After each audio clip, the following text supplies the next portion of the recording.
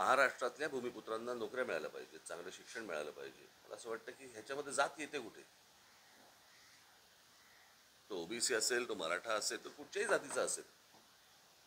आपल्या मुलांना मराठा सांगताय मला.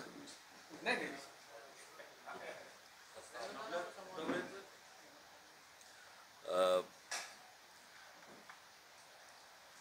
येणाऱ्या विधानसभेच्या निवडणुका आणि या निवडणुकांच्या दृष्टिकोनातून हा माझा महाराष्ट्र दौरा सुरू झालेला आहे. साधारणपणे प्रत्येक मतदारसंघाची छानबीन केली जाईल, परिस्थितीचा आढावा घेतला जाईल आणि मग त्याच्यानंतर पुढे किती जागा लढवायच्या आणि काय लढवायच्या. सर्वसाधारणपणे आम्ही एक 250 ते 250 जागा पक्ष लढवणार. हे काय पहिल्यांदा होत नाही, याच्या अगोदरही लढवले आहेत. 2009लाही लढवल्या होत्या आणि 2014लाही लढवल्या होत्या.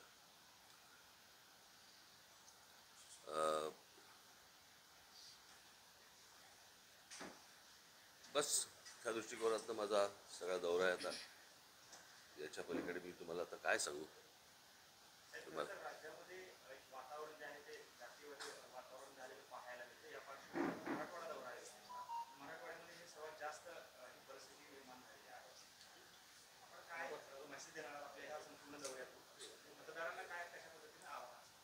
काय आपण पहिली गोष्ट बघितली पाहिजे की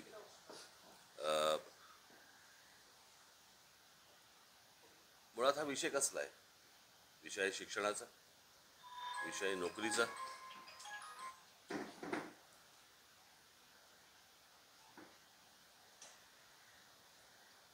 महाराष्ट्रातल्या भूमिपुत्रांना नोकऱ्या मिळाल्या पाहिजेत, चांगलं शिक्षण मिळालं पाहिजे. मला असं वाटतं की ह्याच्यामध्ये जात येते कुठे? तो ओबीसी असेल, तो मराठा असेल, तो कुठच्याही जातीचा असेल. आपल्या मुलांना महाराष्ट्रातल्या आपल्या मुलींना चांगलं शिक्षण, चांगला रोजगार मिळाला पाहिजे. महाराष्ट्रामध्ये म्हणजे महाराष्ट्र हे राज्य असं आहे की या देशामधलं सर्वाधिक प्रगत राज्य म्हणून आपण महाराष्ट्राकडे बघतो आणि महाराष्ट्रामध्ये जेवढे नोकऱ्या उपलब्ध होतात, मला नाही वाटत दुसऱ्या कुठच्या राज्यामध्ये इतक्या मोठ्या प्रमाणावरती उपलब्ध होत असतील. आज बऱ्याचशा गोष्टी जर समजा आपण बघितल्यात तर या म्हणजे ज्याला आपण खाजगीकरण करतायत, केंद्र सरकार काय करतं आणि सगळ्याच, आता या खाजगी ज्या संस्था आहेत इथे आरक्षण आहे का? खाजगी ज्या शिक्षण संस्था आहेत इथे आरक्षण आहे का? मग नेमकं किती प्रमाणामध्ये आरक्षण आहे आणि किती जातींना ते मिळणार आहे, किती मुलांना मिळणार आहे, किती मुलींना मिळणार आहे, किती नोकऱ्या उपलब्ध होणार आहेत, हे जर आपण तपासणार आहोत का? की फक्त माथी भडकवून फक्त मतं हातामध्ये घ्यायची एवढाच फक्त उद्योग आहे? आपण मला असं वाटतं काही गोष्टी नीट समजून घेतल्या पाहिजेत. हे सगळं जे राजकारण चालू आहे हे कोणाच्या ना कोणाच्या तरी खांद्यावरती बंदुका ठेवून फक्त राजकारण सुरू आहे आणि मतं फक्त हातामध्ये घेणं सुरू आहे. याच्या पलीकडे ना त्या आपल्या ओबीसी असतील, नाही तर मराठा असतील, नाही तर अजून कुठच्या मुलामुलींचा ह्याच्यामध्ये विचार नाही आहे. हे फक्त मतांचं राजकारण आहे. मला असं वाटतं प्रत्येक समाजाने ही गोष्ट समजून घेतली पाहिजे की हे आपल्याला मूर्ख बनवत आहेत आणि ह्याच्यातनं हाताला काही लागणार नाही आहे.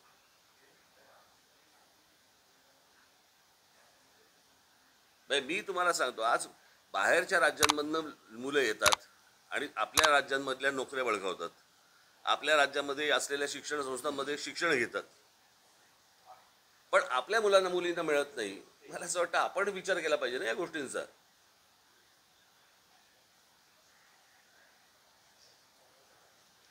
आणि मग या शिक्षण संस्थांमध्ये त्या मुलींना का नाही आपल्याकडे शिक्षण मिळत, बाहेरच्या मुलांना का मिळतं? मग ते सगळ्या गोष्टी पैशावरती येतात. म्हणजे मूळ विषय राहतोय बाजूला आणि आपण कुठेतरी विचित्र भरकटत जातोय. आणि भरकटणं नुसतं नाही आहे, हे विष कालवणं आहे. मध्यंतरी तुम्ही देखील पाहिलं असेल, मी पाहिलं, लहान लहान मुली बोलत होत्या त्या जातीच्या ह्याच्यावरती की आमची मैत्री तुटली आणि ह्या सगळ्या गोष्टी झाल्या. हे भीषण आहे. बरं, हे मी कधीपासून सांगतोय की हे उद्या शाळा कॉलेजपर्यंत जाणार प्रकरण, आणि उद्या शाळा कॉलेजपर्यंत गेल्यानंतर असं वातावरण महाराष्ट्रात कधीच नव्हतं. आपण असल्या गोष्टी उत्तर त्या युपीमध्ये, बिहारमध्ये अशा आजपर्यंत आपण ऐकत आलो जातीच्या विषयावरती गोष्टी. हे लोण महाराष्ट्रात यावं म्हणजे महाराष्ट्रासारखं एक राज्य ज्याने देशाला दिशा दिली,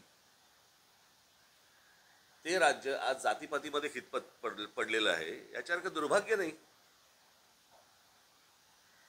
अशा प्रकारचं राजकारण करणाऱ्या, मला असं वाटतं की जी लोक असतील, प्रत्येक समाजाने यांना निवडणुकीला दूर ठेवलं पाहिजे. कळलं? लोकसभेला आपली भूमिका विरोध काढले असतील अगदी